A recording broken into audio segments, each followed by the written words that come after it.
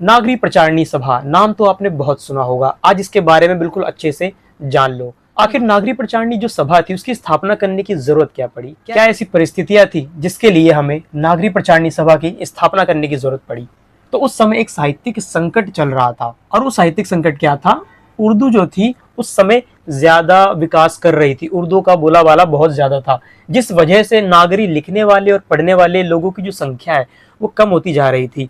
तो नागरी लिखने पढ़ने और इस नागरी लिपि को बढ़ावा देने के लिए नागरी प्रचारणी सभा की स्थापना करी गई, और जो दफ्तर थे वहां पर भी उर्दू का ही बोलाबाला था। तो इसको कम करने के लिए और नागरी की जो पीछे छूटती जा रही थी उसको आगे बढ़ाने के लिए वापसी इस नागरी प्रचारणी सभा की स्थापना उन्हें करनी पड़ी। जैसा कि नाम में ही लिखा है नागरी, ये नागरी जो है नागरी लिपि हिंदी की, उसको यहाँ पर प्रस्तुत करती है। तो संवत 1950 में कुछ उत्साही छात्रों के उद्योग से, उनके प्रयत्न से इसकी शुरुआत हुई, जिसमें सबसे महत्वपूर्ण श्याम सुंदर दास, दूसरे राम नारायण, याद रखना ये राम नारायण है, प्रताप नारायण नहीं।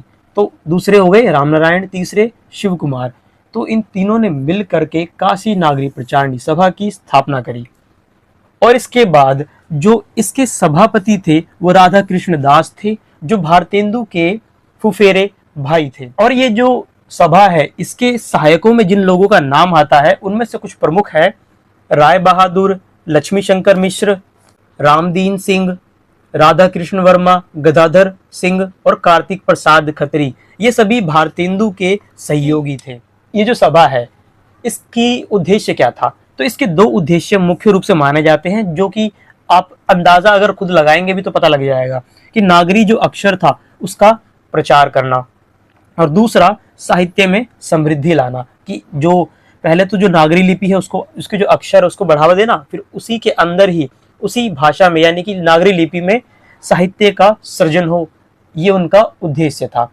तो आगे चल करके एक गौरी दत्त जी आए, जिन्होंने भारतेंदु, जो अभी ये सब लोग इसका प्रतिनिधित्व कर रहे थे ये भी थे ही, परंतु उन्होंने भी क्या है अब इसको सभा को आगे बढ़ाने का जिम्मा अपने ऊपर लिया। उन्होंने 40 वर्ष की अवस्था में अपनी सारी जायदाद किसके नाम पर रजिस्ट्री कर दी, नागरी प्रचारणी सभा के नाम पर रजिस्ट्री कर दी। इन्होंने खूब व्याख्यान दिए, इनके व्याख्यानों से प्रभावित होकर कई सारे जो देवनागरी स्कूल थे वो खुले। इन्होंने कई सारी शिक्षाप्रद पुस्तकें भी लिखी, और उनका एक कोश जो कि बहुत ज्यादा प्रसिद्ध है, गौरी नागरी कोश। इन्होंने ही ये नारा दिया था कि जब भी कोई मिलेगा तो वो कहते थे जय नागरी की।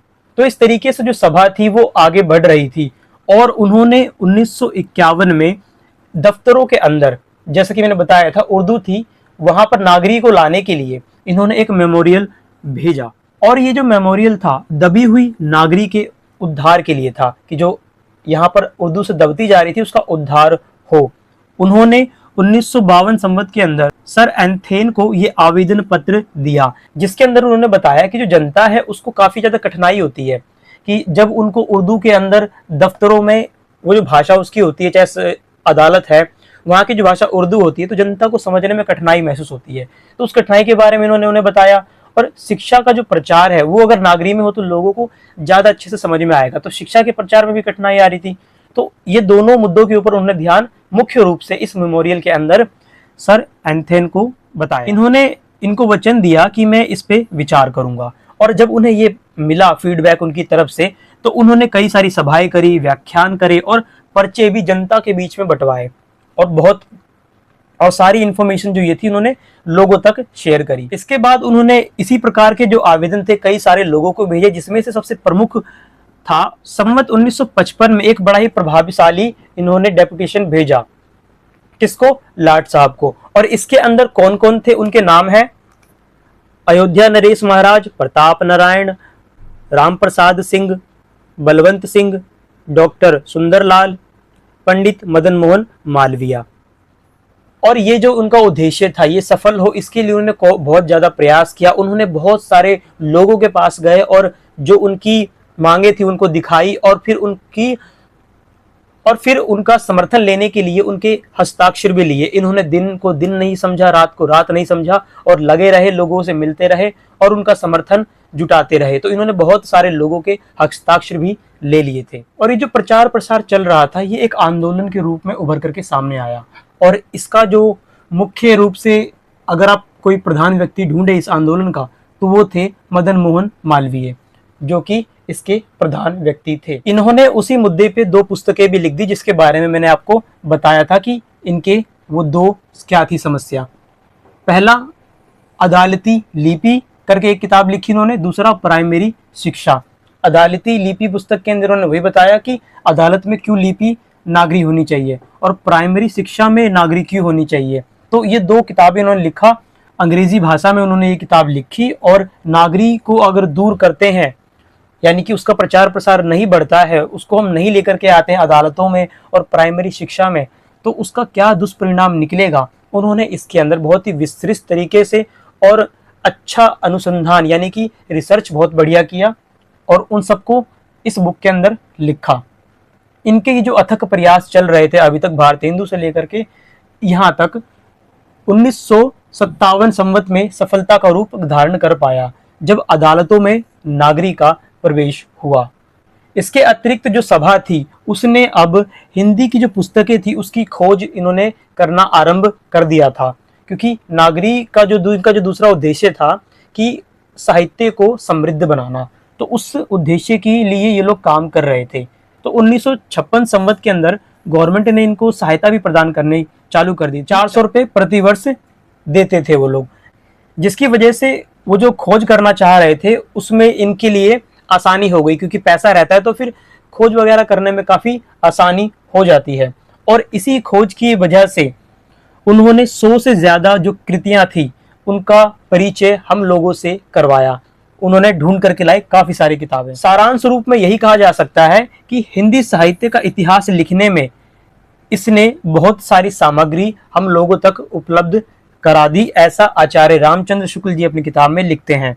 और इन्होंने एक वैज्ञानिक कोश भी निकाला ताकि जो विज्ञान से संबंधित विषय है उसको भी हिंदी में सिखाया जा सके। इन्होंने अपनी एक पत्रिका भी निकाली जिसमें सभी प्रकार के लेख छपते थे, फिर चाहे वो साहित्यिक हो, वैज्ञानिक हो, ऐतिहासिक हो, दार्शनिक हो, सब तरीके की इन्होंने छापना चालू कर दिया था शुरुआत से ही। इसी प्रकार से इन्होंने कुछ महत्वपूर्ण पुस्तकें भी खोजी जिसका नाम आप देख पा रहे होंगे, छत्र प्रकाश, सुजान चरित्र, पृथ्वीराज राजसो। ये कुछ ऐतिहासिक काव्य है जिनका इन्होंने प्रकाशन किया। और ना केवल ये, इसके अतिरिक्त उन्होंने भूषण के ऊपर, तुलसी, जयसी, देव, इनकी बहुत ही सुंदर ग्रंथावलियां भी इन लोगों ने निकाली। और सबसे महत्वपूर्ण चीज, इन्होंने हिंदी का सबसे बड़ा और प्रमाणिक व्याकरण तथा कोश निकाला, जिसे आप सभी लोग जानते होंगे हिंदी शब्द सागर के नाम से, जिसकी भूमिका में आचार्य रामचंद्र शुक्ल जी ने हिंदी साहित्य का इतिहास लिखा था। तो ये तो बात हो गई नागरी प्रचारणी सभा यहाँ तक के उसके कार्यों के बारे में। इसके बाद शुक्ल जी अपनी किताब में लिखते हैं कि आगे के जो लेखक थे जो ये संभाल रहे थे उनको घर संभालने की चिंता अधिक हो गई, जिसकी वजह से उनके अंदर जो उत्साह था वो वैसा नहीं था। तो ये जो कार्य था शिथिल पड़ने लग गया यहाँ पर। परंतु कुछ नए लोग जो है मैदान में आए और वो जो नए लोग थे उन्होंने हिंदी साहित्य को एक अलग दिशा में ले गए। और ये जो दिशा थी इसको उन्होंने द्वितीय उत्थान के अंदर बताया है। और इस द्वितीय उत्थान की जो शुरुआत आचार्य रामचंद्र शुक्ल जी करते हैं सरस्वती पत्रिका से करते हैं। और इसी के बारे में यानी द्वितीय उत्थान के बारे में हम लोग अगली वीडियो में जानेंगे।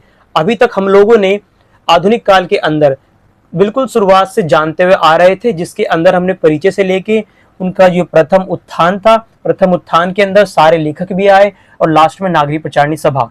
अब इसके बाद द्वितीय उत्थान शुरू होगा जो कि हम अगली वीडियो में जानेंगे आचार्य रामचंद्र शुक्ल जी की किताब के अनुसार। तो आपको बिल्कुल अच्छे से समझ में आ जाएंगे आचार्य रामचंद्र शुक्ल जी, बिल्कुल टेंशन लेने वाली बात नहीं है। आपको अगर वीडियो अच्छी लगी है इसे अपने दोस्तों के साथ शेयर कर दीजिए, वीडियो को लाइक कर दो, चैनल को कर लो सब्सक्राइब, क्योंकि ऐसे ही मजेदार वीडियोस आप लोगों को मिलती रहेगी। और जो भी वीडियो मैं डालने वाला हूँगा आपको कम्युनिटी टैब के अंदर अगर आप लोग जाएंगे वहां पर आपको पहले ही इन्फॉर्मेशन मिल जाएगी कि अगली वीडियो कौन सी आने वाली है और कब आने वाली है। तो कम्युनिटी पोस्ट भी आप लोग चेक करते रहा करिए, वहां पर कमेंट और आपका जो रिएक्शन है वो देते रहिए करिए।